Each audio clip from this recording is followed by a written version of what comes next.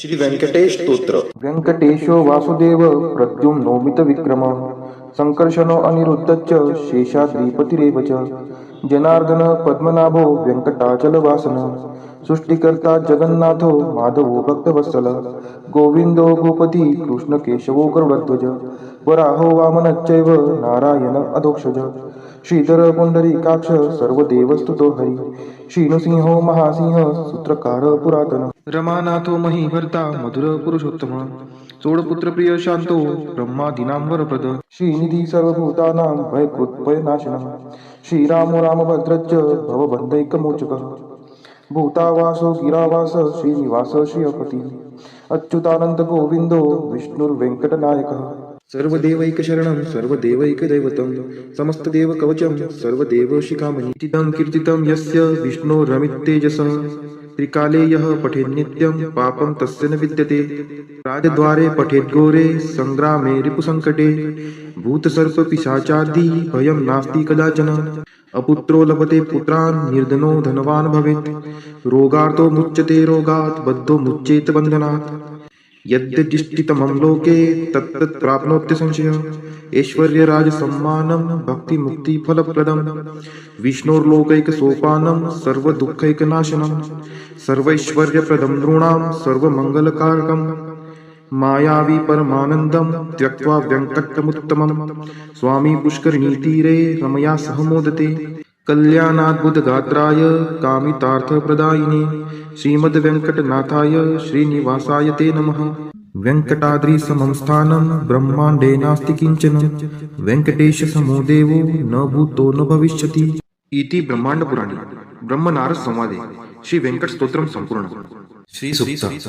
हरि ओम हिरण्यवर्णां हरिणीं सुवर्णरजतस्रजां चन्द्रां हिरण्मयीं लक्ष्मीं जातवेदो आवह ताम् आवह जातवेदो लक्ष्मीमनपगामिनीं यस्यां हिरण्यं विन्देयं कामश्वपुरुषानहम् अश्वपूर्वामृतमत्यां हस्तिनादप्रबोधिनीं श्रियं देवीमुपहवये शिर्मा देवी जुषतां कां सुस्मिता हिरण्यप्राकाराम् आर्द्रां ज्वलन्ति तृप्तां तर्पयन्तीं पद्मे स्थितां पद्मवर्णां तामिहोपहवये श्रियं चन्द्राप्रभासां यशसा ज्वलन्ति श्रियं लोके देवजुष्टामुदारां तां पद्मिनीं शरणं प्रपद्ये अलक्ष्मीर्मे नश्यतां त्वां ऋणे आदित्यवर्णे तपसोऽधिजातो वनस्पतिस्थो वृक्षोत बिल्वः तस्य फलानि तपसा नुदन्तु मायान्तरायाच्च बाह्या अलक्ष्मीः उपैतु मां देवसखः कीर्तिश्च मणिना सह प्रादुर्भूतोऽस्मि राष्ट्रेऽस्मिन् कीर्तिमृद्धिं ददातु मे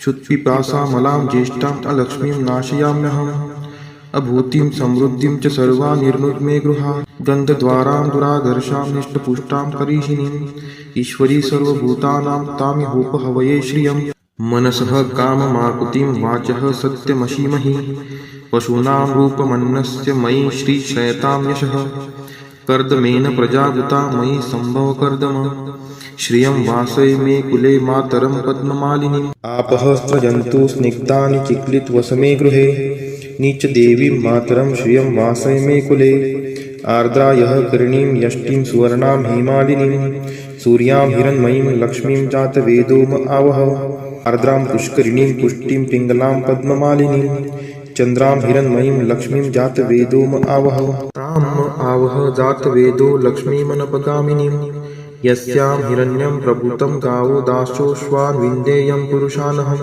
यः शुचिः प्रयतो भूत्वा जुहुयादाज्य मन्वहं सुक्तं पञ्चदशर्चं च श्रीकामः सततं जपेत् फलश्रुति पद्मानने पद्म उरु पद्माक्षि पद्मसंभवे तन्मे भजसि पद्माक्षि येन सौख्यमलभाम्यहम् अश्वदायै गोदायै धनदायै महाधने धनं मे लभतां देवी सर्वकामान् च देहि मे पद्मानने पद्मविपद्मपत्रे पद्मप्रिये पद्मदलायताक्षि विश्वप्रिये विष्णुनोनुकुले त्वत्पाद पद्ममयि सन्निधत्स्व पुत्रं पौत्रं धनं धान्यं हस्त्यश्वादिगवे रथं प्रजानां भवसि माता आयुष्मन्तं करोतु मे धनम् अग्निर्धनं वायुर्धनं सूर्यो धनं वसुः धनम् इन्द्रो बृहस्पतिर्वरुणं धनम् अस्तु मे वैनतेय सोमं पिबतु वृत्रः सोमं धनस्य सोमिनो मह्यं ददातु सोमिनः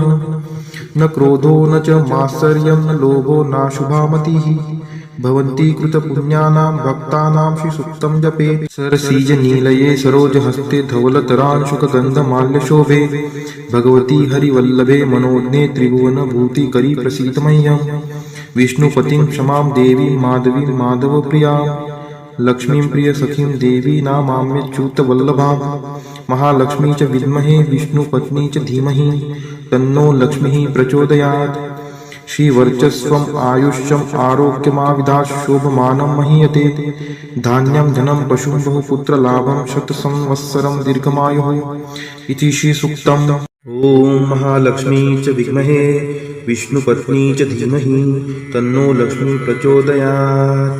ॐ महालक्ष्मी च विद्महे विष्णुपत्नी च धीमहि तन्नो लक्ष्मी प्रचोदयात्। ॐ महालक्ष्मी च विद्महे विष्णुपत्नी च धीमहि तन्नो लक्ष्मी प्रचोदयात्। ॐ महालक्ष्मी च विद्महे विष्णुपत्नी च धीमहि तन्नो लक्ष्मी प्रचोदयात्। ॐ महालक्ष्मी च विद्महे विष्णुपत्नी च धीमहि तन्नो लक्ष्मी प्रचोदयात्। ॐ महालक्ष्मी च विद्महे विष्णुपत्नी च धीमहि तन्नो लक्ष्मी प्रचोदयात्। ॐ महालक्ष्मी च विद्महे विष्णुपत्नी च धीमहि तन्नो लक्ष्मी प्रचोदयात्। ॐ महालक्ष्मी च विद्महे विष्णुपत्नी च धीमहि तन्नो लक्ष्मी प्रचोदयात्। ॐ महालक्ष्मी च विद्महे विष्णुपत्नी च धीमहि तन्नो लक्ष्मी प्रचोदयात्। ॐ महालक्ष्मी च विद्महे विष्णुपत्नी च धीमहि तन्नो लक्ष्मी प्रचोदयात्। ॐ महालक्ष्मी च विद्महे विष्णुपत्नी च धीमहि तन्नो लक्ष्मी प्रचोदयात्। ॐ महालक्ष्मी च विद्महे विष्णुपत्नी च धीमहि तन्नो लक्ष्मी प्रचोदयात्।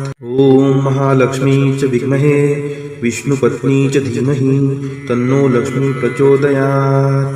ॐ महालक्ष्मी च विद्महे विष्णुपत्नी च धीमहि तन्नो लक्ष्मी प्रचोदयात्। ॐ महालक्ष्मी च विद्महे विष्णुपत्नी च धीमहि तन्नो लक्ष्मी प्रचोदयात्। ॐ महालक्ष्मी च विद्महे विष्णुपत्नी च धीमहि तन्नो लक्ष्मी प्रचोदयात्। ॐ महालक्ष्मी च विद्महे विष्णुपत्नी च धीमहि तन्नो लक्ष्मी प्रचोदयात्। ॐ महालक्ष्मी च विद्महे विष्णुपत्नी च धीमहि तन्नो लक्ष्मी प्रचोदयात्। ॐ महालक्ष्मी च विद्महे विष्णुपत्नी च धीमहि तन्नो लक्ष्मी प्रचोदयात्। ॐ महालक्ष्मी च विद्महे विष्णुपत्नी च धीमहि तन्नो लक्ष्मी प्रचोदयात्। ॐ महालक्ष्मी च विद्महे विष्णुपत्नी च धीमहि तन्नो लक्ष्मी प्रचोदयात्। ॐ महालक्ष्मी च विद्महे विष्णुपत्नी च धीमहि तन्नो लक्ष्मी प्रचोदयात्। ॐ महालक्ष्मी च विद्महे विष्णुपत्नी च धीमहि तन्नो लक्ष्मी प्रचोदयात्। ॐ महालक्ष्मी च विद्महे विष्णुपत्नी च धीमहि तन्नो लक्ष्मी प्रचोदयात्। ॐ नारायणाय विद्महे वासुदेवाय धीमहि तन्नो विष्णु प्रचोदयात्। ॐ नारायणाय विद्महे वासुदेवाय धीमहि तन्नो विष्णु प्रचोदयात्। ॐ नारायणाय विद्महे वासुदेवाय धीमहि तन्नो विष्णु प्रचोदयात्। ॐ नारायणाय विद्महे वासुदेवाय धीमहि तन्नो विष्णु प्रचोदयात्। ॐ नारायणाय विद्महे वासुदेवाय धीमहि तन्नो विष्णु प्रचोदयात्। ॐ नारायणाय विद्महे वासुदेवाय धीमहि तन्नो विष्णु प्रचोदयात्। ॐ नारायणाय विद्महे वासुदेवाय धीमहि तन्नो विष्णु प्रचोदयात्। ॐ नारायणाय विद्महे वासुदेवाय धीमहि तन्नो विष्णु प्रचोदयात्। ॐ नारायणाय विद्महे वासुदेवाय धीमहि तन्नो विष्णु प्रचोदयात्।